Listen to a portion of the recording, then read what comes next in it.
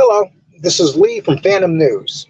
I want to talk to you about Kyle, young Kyle from Kenosha. By now, everybody knows who young Kyle is. He was the young man that was guarding a lot in Kenosha, and he had a long rifle on him. He had a magazine with 30 bullets in it. And you're going to hear everything negative about him right now because that's how the media rolls. They're going to say that this kid was at a Trump rally, that he was 17 and illegally carrying a gun. Yes, he was.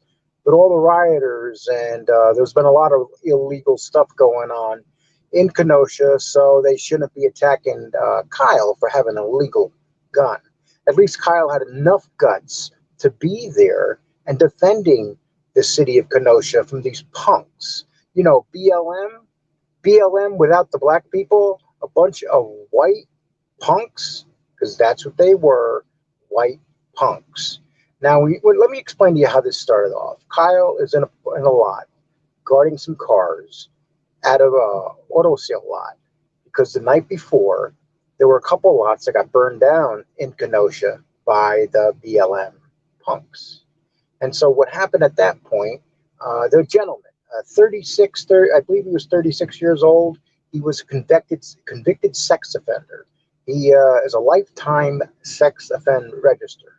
He was in jail for molestation and rape.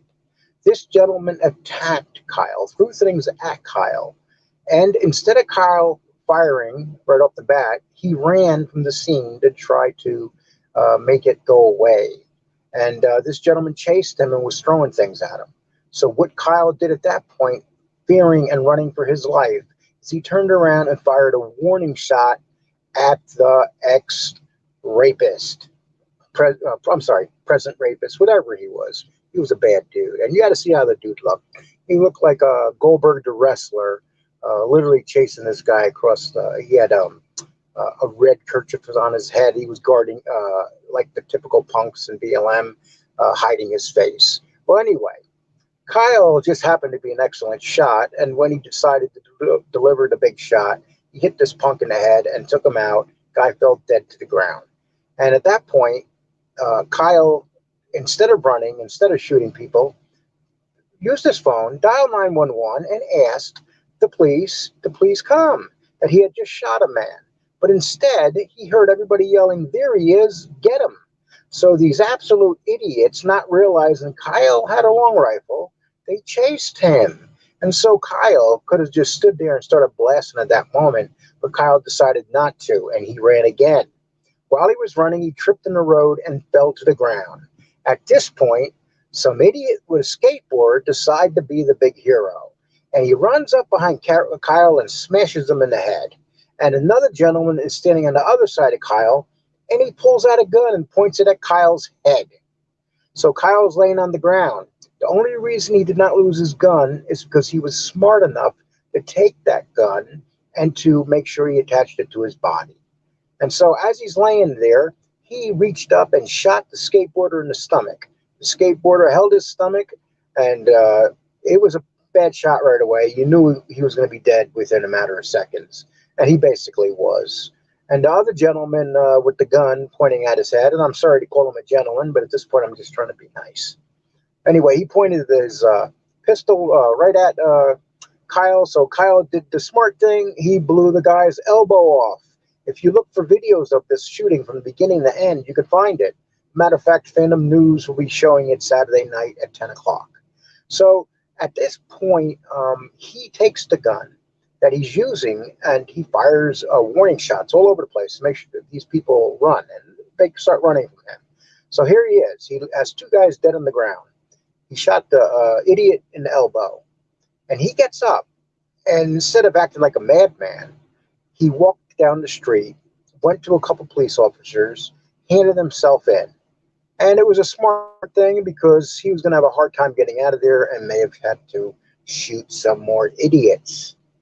Now, the media is portraying this as this kid was at a Trump rally, he was a nut.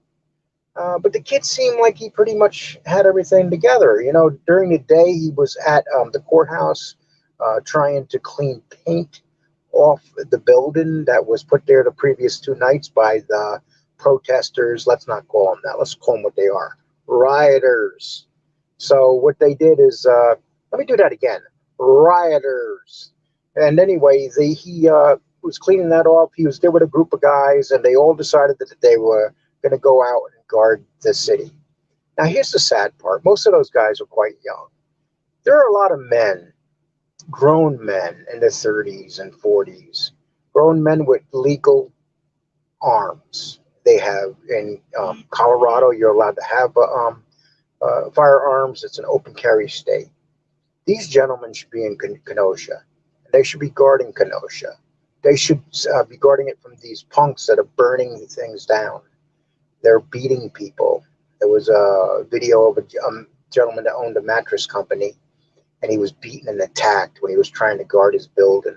And he was in his 60s. He was an elderly man. Of course, the media is not going to show that. They're just going to show the worst part of young Kyle. Young Kyle is now in jail for double homicide.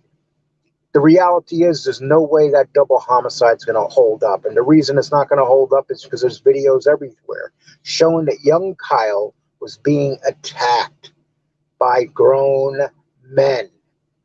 Now, he might do some time or get a lot of probation because he illegally, at 17, had a gun that he shouldn't have been having. But there were so many illegal things going on there. The last thing people should be thinking about is what Kyle was doing illegally. And if they shut this whole thing down, if the people did their jobs there, if the police department was able to really squash this thing, and if the liberal governor ordered troops in there sooner, he did it, when it was too late, the following day after this shooting. If they did all that, none of this would have happened. But of course they don't. They wait for the worst thing to happen. Now Kyle is going to go on trial most likely. There's going to be pressure on the district attorney to probably put charges on this kid, even though they're not going to ever hold up in court. There's no way when they show these videos it will hold up in court. There's going to be somebody in that jury that's going to vote him innocent, at least one person. And there's no jury that you're going to watch 12 people watch this video and where you're going to all get them to say guilty.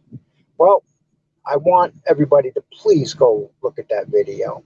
And if you don't look at that video, look for Phantom News. That's Zod's Phantom News, ZODS, Lee Cole, on Saturday night at 10 Central. We will be showing the video, and we will be talking about this whole entire thing going on and these riots going on in Kenosha. Hopefully by that time, these will be over. They're getting much more serious now. They're bringing the National Guards. So I am pretty sure that if they really come down, it should be over by then. Okay, well, thank you. Phantom News out.